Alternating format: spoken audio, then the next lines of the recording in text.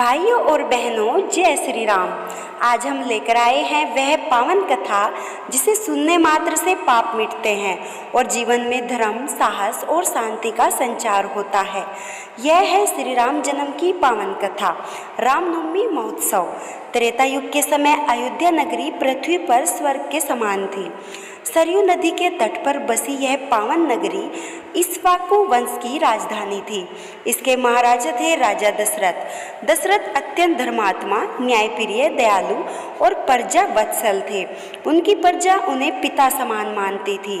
राज्य सुख समृद्धि से भरपूर था, परंतु दशरथ के जीवन में एक कमी थी, उनके कोई संतान न थी। राजा वृद्ध हो रहे थे, उनके मन में चिंता थी, बिना पुत्र के वंश का विस्तार कैसे होगा, राज्य का उत्तराधिकारी कौन होगा।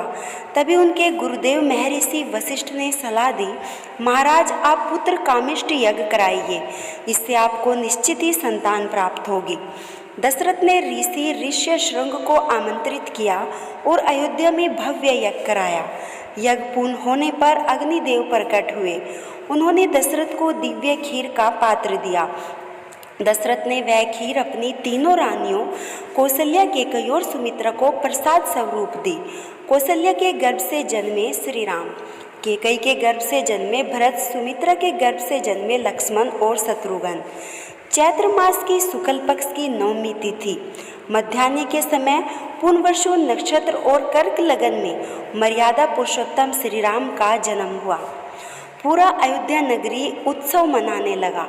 जैसे ही कौशल्या जी ने भगवान को जन्म दिया, आकाश से देवगण पुष्प की वर्षा करने लगे, गंधर्वे गाने लगे, अप्सराएं नृत्य करने लगी। भगवान विष्णु ने असुरों के विनाश और धर्म की स्थापना के लिए अनेक अवतार लिए।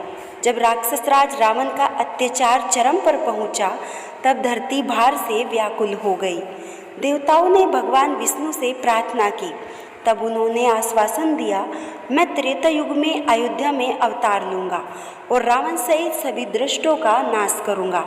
इसलिए राम का अवतार हुआ। राम का बाल्यकाल अत्यंत सरल और मधुर था। वे माता पिता की आज्ञा का पालन करने वाले, गुरु का सम्मान करने वाले और भाइयों के साथ स्नेहपूर्ण रहने वाले थे। राम अपने आचरण से यह सिखाते हैं कि मर्यादा और धर्म पालन ही जीवन का सबसे बड़ा धन है। रामनवमी केवल जन्मोत्सव नहीं, बल्कि यह धर्म, आदर्श और मर्यादा के उत्सव का प्रतीक है। इस दिन भक्त व्रत रखते हैं, श्री रामचरितमानस या रामायण का पाठ करते हैं, भजन कीर्तन गाते हैं और भगवान राम की आरती कर मनवांछित फल प्राप्त करते हैं। अयोध्या नगरी में तो इस दिन अपार भीड़ होती है। सरयू नदी में स्नान और रामलला के दर्शन का महत्व विशेष है। रामनवमी हमें सिखाती है कि कठिन परिस्थितियों में भी धर्म का साथ कभी भी नहीं छोड़ना चाहिए।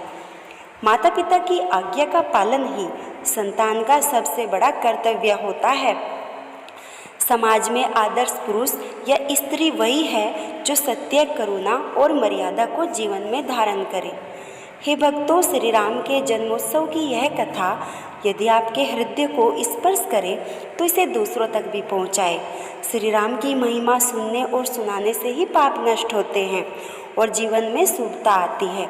आप हमारे चैनल को सब्सक्राइब कीजिए ताकि आगे भी आपको ऐसी ही दिव्य कथाएं निरंतर मिलती रहे। सभी मिलकर बोलिए जय श्री राम, जय श्री राम, जय श्री राम। और हाँ, कमेंट में भी सब जय श्री राम जरूर लिखें। वीडियो को लाइक करें और हमारे चैनल को सब्सक्राइब करें। जय श्री राम।